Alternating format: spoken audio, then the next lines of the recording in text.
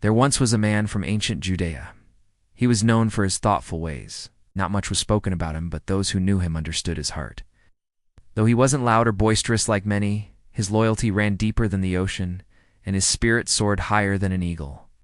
He would regularly walk among a group of people who followed him, learning what they learned and doing what they did. One day, as they walked along, suddenly their teacher stopped. He turned around and looked at them all. "My beloved students," he began, his voice echoing with authority and love, "I have news that will shake your very core. The King of the Jews whom you have crucified has risen from the dead." There was a stunned silence. They were deeply saddened by the death of their teacher, yet the thought of him rising from the dead filled them with hope. But this man felt nothing. No joy, no sorrow, only emptiness inside. "I don't believe it," he said, stepping forward. "I must see for myself. Until then, it means nothing to me." His teacher looked at him, understanding the turmoil within. "Very well," he said, placing a hand on his shoulder. "She'll be the first to see him." And so saying, the teacher dismissed the others, leaving only this man behind.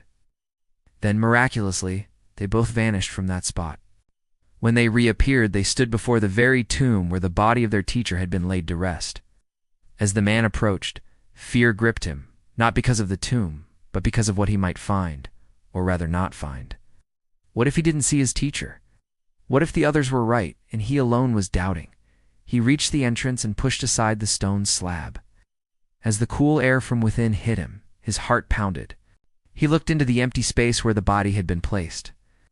And in that moment, he saw not just an empty tomb, but an empty cross. A cross that spoke volumes of sacrifice, of love, of victory over death. He turned slowly, his eyes searching for his teacher, and there he was standing behind him. Gentle smile played on his lips. The man couldn't speak. His throat was dry. His mind raced, trying to comprehend what he was seeing, what he was feeling. Was this real, or a figment of his imagination? The teacher, noticing his struggle, stepped closer, his eyes filled with kindness and understanding. "Do you still doubt?" he asked softly. The man hesitated, his gaze fixed on his teacher's face. Slowly, he shook his head, tears welling up in his eyes. Couldn't speak, but his eyes conveyed everything. Doubt, disbelief, hope, longing, and finally overwhelming love and admiration. In that moment, he understood. He didn't need to see the marks of the nails or the spear wound in his side. He felt the weight of his teacher's sacrifice in his heart. It was real, tangible, undeniable. His teacher hadn't risen merely from the dead. He had risen to new life, to victory, to hope. And he, this man, was privileged to witness it firsthand. As he stood there, tears streaming down his face, he knew he wasn't just a disciple anymore. He was a follower, a believer, a witness. He was a part of something bigger than himself. He was part of the unfolding story of humanity itself. The man fell to his knees, unable to contain the torrent of emotion surging through him. His hands reached out, touching his teacher's hands, now bearing the marks of the nails. Those nails that had once pierced flesh and bone were now cold and lifeless. The rough texture of the wood beneath his fingertips was a testament to the suffering his teacher had endured.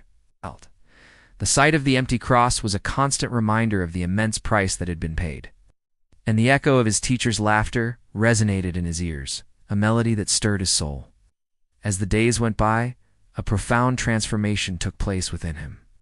Fear was replaced by courage, doubt by faith.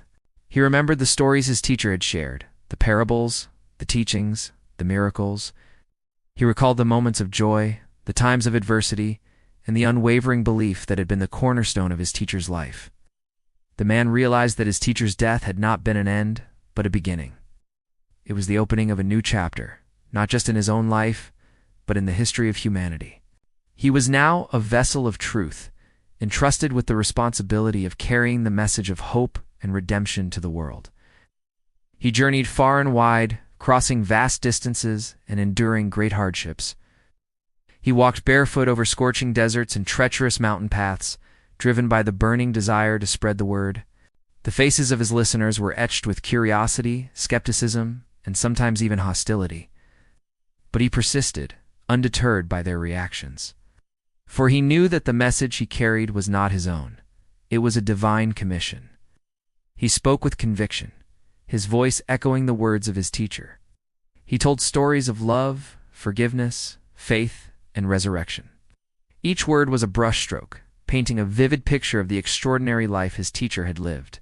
He described the miracles, the healings, the teachings, and above all, the sacrifice. He spoke of the empty tomb not as a symbol of despair, but as a monument to victory. The man's presence was magnetic. His sincerity was palpable. People gathered from far and wide to hear him speak, drawn by the sheer force of his conviction. Some scoffed, some argued, but many listened intently, their hearts touched by the depth of his faith. He didn't shy away from controversy.